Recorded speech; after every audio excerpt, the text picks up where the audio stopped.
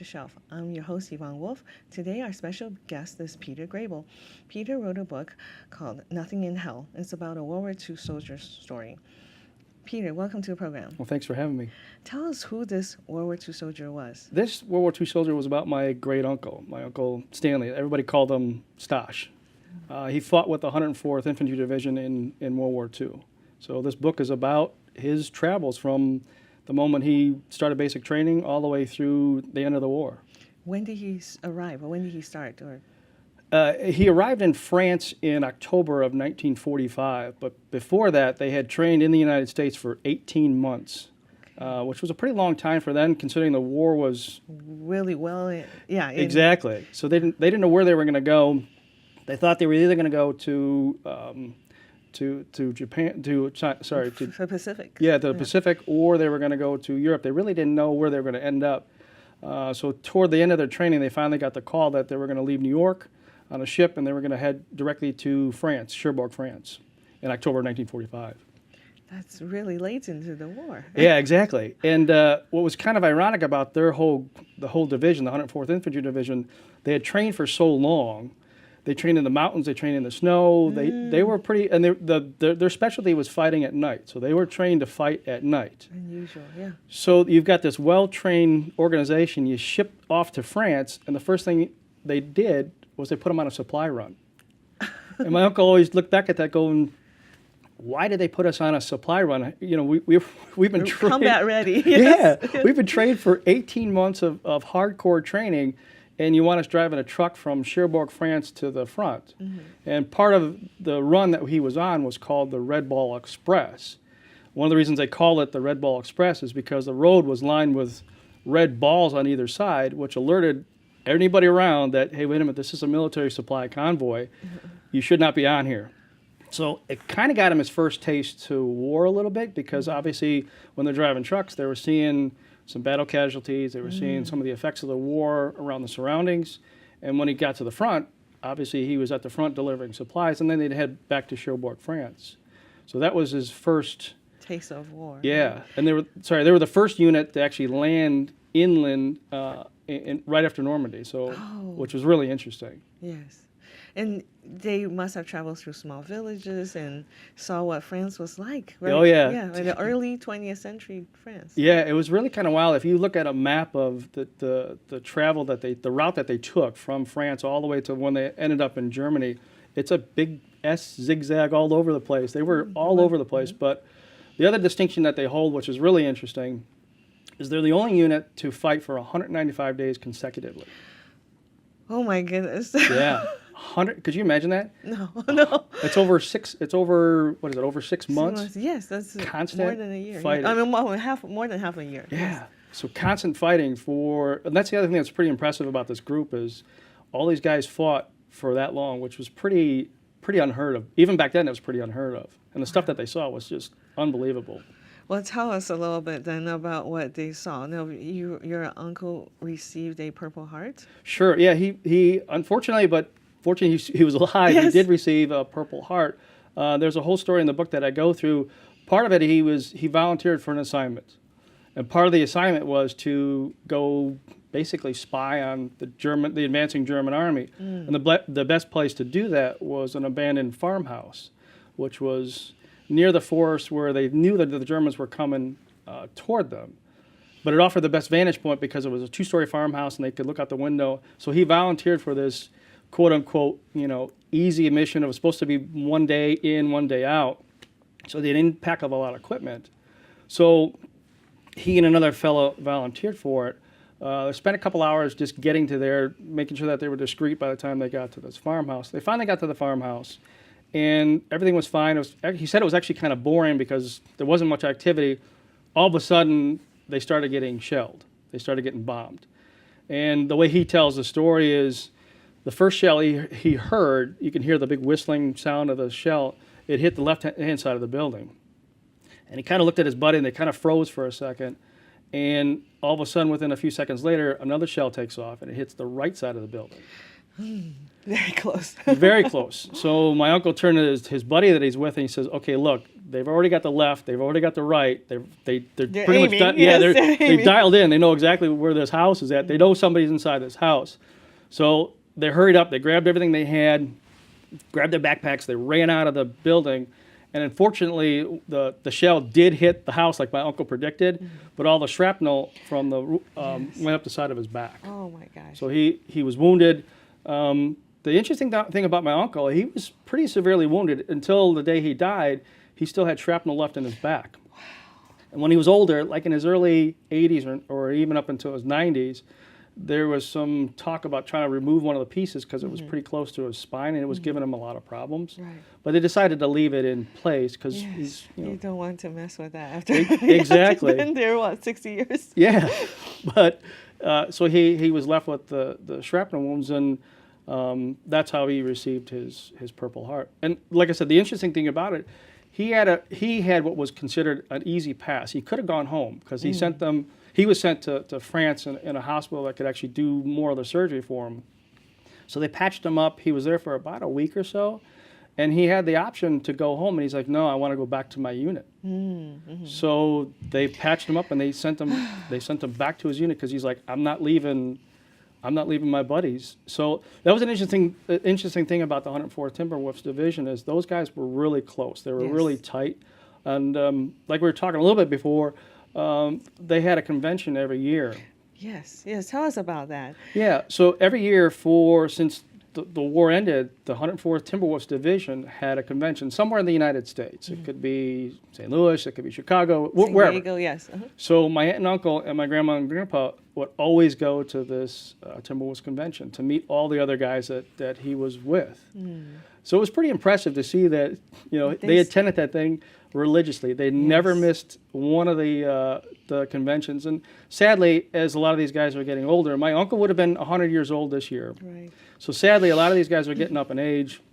They had to stop doing the convention because there was only a handful of them left. It was hard for them to travel. That far, yes, too. Just within continental U.S. Yes. Exactly. So what they did is they created another segment of the Timberwolves division called the Timberwolves Pups. Oh. Okay. To continue. To continue. So it's a lot of it is family members who like a sibling, or if they're still alive, or maybe grandchildren. Exactly. Yes, or in my case, a nephew. Yes, a nephew. Yes. So they would invite us to this convention, and you get to talk about things of what they went through, share some experiences, talk about stories, and that was a really tight bonding for these guys. Yes.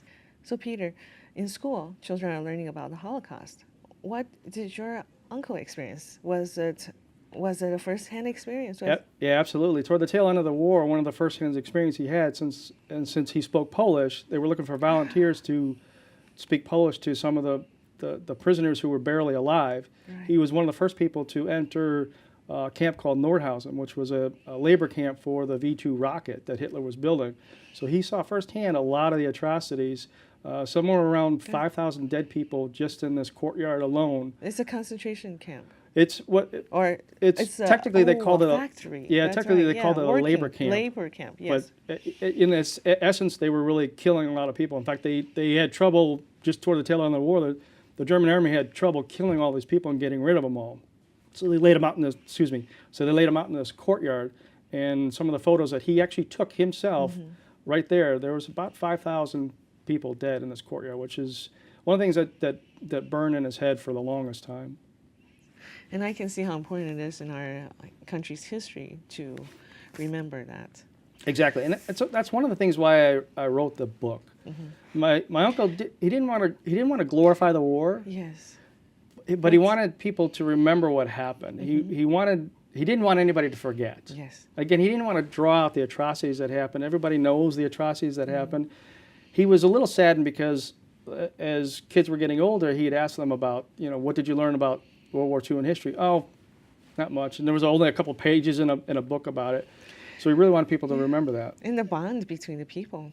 Oh, absolutely. And in fact, they would also have a local picnic up here every year just for the Timberwolves division in the Chicagoland area. Wow, that's enough from this area. Yeah, there was quite a few of them just in this area alone. Yes. So that was a fun picnic to go to because you get to see my uncle bond with these other guys that he fought with, and they would start telling stories again about the war. And again, nobody really wanted to glorify it or pat Yes, I themselves. think Yeah. yes, I think something about our contemporary America that we're so divided. I mean, that time Mm-hmm. people live with their differences too, but then they had something very powerful Exactly. bringing them together. Yeah. So, and tell me more about how did you get to have this wonderful exclusive experience to bond with your uncle? Was he living close by? Yeah, it was pretty interesting. My grandma and grandpa owned the 2-flat in the city of Chicago. It was Fullerton and Long. Yes. At that time, the neighborhood was entirely Polish neighborhood. Yeah. Everybody spoke Polish. Yes. It was, and that was Polish another. delis and Yeah, bakeries. Yeah. it was the rye bread, the Polish sausage, everything. So, my grandma and grandpa owned the 2-flats, and they lived upstairs. My aunt and uncle lived downstairs. So every time we go to visit my grandma and grandpa, obviously we would visit my aunt and uncle downstairs, and we would start talking about the war. What was also interesting is right next door to my grandma and grandpa was my other grandma and grandpa. So Yeah, that's how. Yeah. when you went to go visit the family, It's you very would- convenient. yeah, you would spend literally an entire Saturday afternoon, Yeah, more likely so- a Sunday afternoon, hanging out with everybody. And again, we would play cards, we'd joke around, we'd hang out outside, and we would start asking Uncle Stanley about some things about the war, and he would tell us stories. He was open about it. There were some things that he didn't really like to talk about. He was hesitant to tell us about it, but there was a lot of things that he would tell us about, how he fought for his country and how proud he was of fighting for his country, and some of the things that he did, some of the things that he saw. Was he an immigrant himself, or No, he was born? No, in- he was born here in Chicago. Yes. He was born in 1918 on the south side of Chicago, and his dad never spoke English. His dad spoke Polish, so that's yeah. how he learned how to speak Polish. The one part of the story, he had a little tragic upbringing. His mom, we believe, died shortly after he was born. He was the youngest. We believe that she may have died right after childbirth for complications maybe during childbirth. Right. So he was basically raised by his older siblings Yes. and his dad. His dad was trying to look for someone just to take care of the kids at that time because he was trying to work. Right. So he met a babysitter caretaker through a friend through church, ends up they got married, and the stepmother to my uncle really took care of him and treated him as her own, and it's a pretty cool story. That's a Yeah. wonderful story, and tell us this in the book. There's this wedding, Ah. and yes. Now, how did your uncle get married with his wife? The wedding, yeah. It's funny because when my aunt and uncle were still alive, they would talk about, quote unquote, the wedding. My uncle was stationed in Colorado for part of his training. He knew During this 18 months training. during the Yes, 18 months before. training, he knew at some point they were going to get shipped off. They didn't know when. Because, Didn't know when. Yeah, because this 18 months is afterwards, Yeah. right, at the time. And he had just met my aunt, who's this fiery little redhead. He had met her at a dance, and they were dating before he enlisted in the war. So he went off to go get trained, and he's like, She's in Chicago. She's in right? Chicago. Yeah, she's in home. Yeah. yeah. And he's thinking to himself, wait a minute, I'm hearing rumors that we're going to get shipped out. He's seeing a lot of activity around the camp, a lot more equipment, a lot more stuff that looks like, hey, we're going to get deployed. So he sends my aunt a telegraph saying, I want to get married. And she got the telegraph, and she's like, yeah, I want to marry you too. So in her head, she's thinking, all right, after the war, a year from now, 2 years, let's plan this out. And at the end of it, it's like, in 2 weeks. How do you do She that? was floored. She's like, in 2 weeks? Why? And he wouldn't say why. He just said, we got to get. Possible. Yeah. So they pulled it off. They pulled off this wedding in 2 weeks. And she's like, how are you going to get the time off? And he says, I'm going to get the time off. Yeah, and now we have airplanes, and we think about, it's possible. Yeah. But then back then, it would It was be a like, train. how the hell are you It was a train. how are you going to make it? Yeah. It was a trade. So part of the story we go into is he got a pass. He got a leave for the weekend to leave his base, which was fine. Problem was, the pass was only limited to a certain radius around the camp. He couldn't go past that. So Right. here's Colorado, here's Chicago. Right. There's a big difference between the two of them. he never told my aunt that, Oh. because I guarantee my aunt would have said, no, you can't jeopardize it. So, long story short, he ends up in Chicago. She was glad that he was obviously there. They put this wedding together, like I said, all the family members helped out. It was basically a really simple wedding. Part of the thing I mentioned was in the book was, since the war was going on, a lot of things were precious. You couldn't find some things like leather. They couldn't find some of the other things. So my aunt actually had paper-soled shoes. So she didn't want to wear these shoes. She only wore them for the actual wedding ceremony, and then she did want to ruin them because they were paper-soled shoes. Oh my gosh. So Rations, right? Those rations, exactly. So he shows up. They have the wedding. They stayed at his father's house. He built a little room upstairs for them, for the newlyweds, just to stay there. There's a knock on the door. His dad answers the door, doesn't speak any English, and there's 2 uniformed MP officers at the door. Oh my gosh, they found out. They found out. And he told my aunt at the time, don't worry, I'll take care of it. He goes down the stairs, and they said, are you Stanley Pakshiva? He said, yes, I am. You're coming with us. And he's like, what's this all about? He says, do you know that your pass was only for a certain radius? He's like, yes, I did. You're in Chicago. Yes. That's a big difference. Yes. So they were going to arrest him and take him back to Colorado. Somehow, to this day, we still never figured it out. My aunt never knew either. My aunt actually went back with the MPs and my uncle on a train back to Colorado. Okay. No one, she never had a ticket. No one said a word. They all just boarded this train and went back to Colorado. And report to duty. Yeah, he got in a lot of trouble. He got in a lot of trouble for that one. I think he got bumped down a rank. He had to do some extra duties and stuff. But at that time, they were almost ready to get shipped out. So they're like, we need every... Yes, we can't kick you off now. Yeah. Right? But that's a wedding you can't forget. Yeah. And your mother is in that my mom's... the wedding picture. Yeah, there's a picture in the book that I have in there that it's their original wedding photo. I obviously took a copy of it. So my uncle is standing proudly next to his beautiful wife, and the little flower girl is my mother, which I thought was kind of interesting to kind of help tie it all together. Yes, and that brings us to who has been helping you or giving you that support to keep writing, because that's one of the big emotional perhaps side of writing that is sometimes hard to keep writing. Sure. Yeah, there's a couple people I got to thank for that. One, obviously, is my wife for letting me take the time to write the book when, hey, you should be doing some chores outside. Well, I really need to finish this chapter. And kids. And kids. So my 2 boys, who are 14 and 16 now, they're like, hey, Dad, when's the book going to be ready? Yeah. So those little reminders always help you to, oh, yeah, you know what, I should really finish that chapter. Yeah. But the other one that was really helpful was the little flower girl that we pointed out in the book. Yes. My mom. My mom really wanted to see the story come to life because obviously she was part of the wedding. She knew my uncle very well. She was very close to my uncle, and she wanted to see the story come to life. So she was very encouraging to, she helped me with a lot of the story. Like, for example, I would say, hey, Mom, do you remember the wedding story about how did Uncle Stanley we're trying to connect the dots. Right. Like, do you remember how Uncle Stanley actually physically got back to Colorado? So she would send a message out, or she'd call some of our other relatives. And so in good contact, Yeah, to kind of help me fill in the pieces of the story. So, yeah, she was a big part of helping me write the story. So her being part of that story, and do you think there's a part of your mother's thinking that, well, because your uncle, they don't have any kids, or they didn't have any kids, who else would tell the story? Exactly, and that's a good point, because what was interesting about my aunt and uncle is no matter who showed up at their house, everybody was treated like one of their own kids. Oh. So they always, in a Polish family, you're always fed. Yes, of course, yes. And you're always overfed. Yes. And which you can't say no. Absolutely. If you said no to my aunt, she'd be like, "Are you sick? Is there something wrong with you?"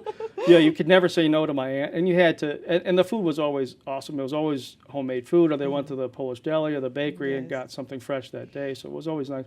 But again, every single one of us was treated like their own kid. And especially my mom was the oldest of 3 kids. And since she lived upstairs, she would always hang out with my uncle and my aunt. So it was a big thing for her to see the story come to life also. Well, let's talk a little bit about the making of. Did you have an editor? Did you find it necessary? At first, I like a lot of writers, you didn't think it was necessary. You know, I'll just have either Grammarly or you know, the Word correct all my spelling mistakes. Right. Sorry, excuse me. I just have Grammarly correct all my spelling mistakes. And as I got further in the story and I started to do some more research, do I really need an editor? Do I not need an editor? What kind of cost is associated? What kind of time frame is involved with it? You start to look at that and go, you know, this is an important story, and you want to get it right. Yeah. Because Yeah, and you can't really, you need a human, you know, to read through those tone or the way it sounds from changing pronouns even. Exactly. So if there's any advice I can offer to other writers, yes, it's a little bit of an expense to get an editor, but it's worth every penny that you spend, because they'll go through not only the grammatical stuff, they'll go through the content. Mm-hmm. They'll go through, well, wait a minute, on chapter 12, you mentioned a teapot. Right. But in chapter 2, you said it was a coffee pot. Right. So they'll catch little things like that. Plus they'll help. Continuity. Exactly. And do they also look at maybe this part of the story is too long? Do they help you, right? Yeah. Keep things at a certain pace. It's funny you should mention that, because there's some chapters in the book like, oh, I really like that chapter. And she was like, no, I think you'd be better served if we didn't put some of those chapters in there. It doesn't really flow. And she was right. At the end of the day, she's like, the story is really about your uncle and his experience. If you start introducing some other elements to it, it kind of takes away from the story. And again, at the end of the day, she was right, and I'm glad she was right. Yeah, I'm glad I went through that. The easy part is, believe it or not, is writing the book. That's the somewhat easy part. Interesting, because you just tell the story. Right? Yeah, you just tell a story, and you just type it out and you tell a story. The editing is where the story really comes alive, where the story really starts to take shape, where it really means something after that. So, I mean, I can't say enough about editors. I mean, obviously I'm partial to that, but that's what helped make the book what it is. Okay, then let's talk a little bit about your cover. Did you have a graphic designer, or do you think that was something you did? Was this something you did yourself? Yeah, I knew the title of the book from years ago. I always knew, if anything else, I knew what the title of the book was. I didn't have much content, but I knew what the title of the book was. That's sometimes a hard hurdle. Yeah, so two parts to that. Nothing in Hell is obviously the name of the book.